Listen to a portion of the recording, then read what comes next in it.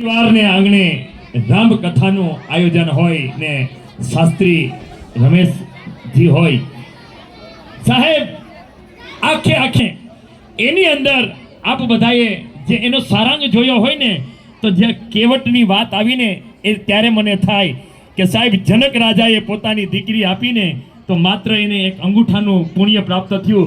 અરે એમના ભાઈએ એમની સેવા કરી શેષ નાગે તો એમને માત્ર એક પગ મળ્યો.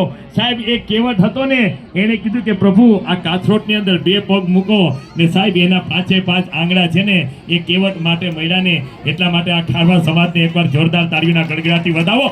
બાપ એ ખારવા સમાજનો એ દીકરો કેવટ કે સાહેબ એમણે આશીર્વાદ લીધા. અને આપને એ પણ કહી દઉં કે જ્યારે ગામમાં ઢોલ વાગ્યો હતો ને ત્યારે એમ કીધું હતું કે ખાલી એક જ નાવ રહેવી જોઈએ, કોઈ પણ નાવ રહેવી ન જોઈએ. સાહેબ અત્યારે પણ સાહેબ આ ખારવા સમાજની એકતા છે કે ખાલી ખારવા સમાજના પ્રમુખ કહીને કે આ જગ્યાએ ભેગું થવાનું છે અને આની ભેગું રહેવાનું છે.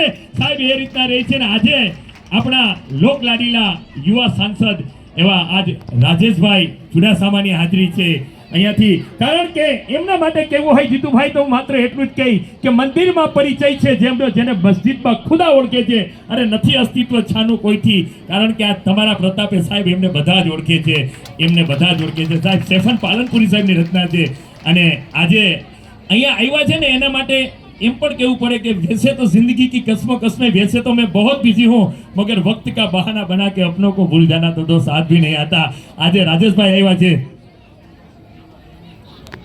ભાઈ સાહેબ એ રાશિનો પ્રભાવ છે સાહેબ. તુલા રાશિના રમેશભાઈ અમારા રાજેશભાઈ એકવાર જોરદાર તાળીઓના ગડગડાટી બજાવીએ.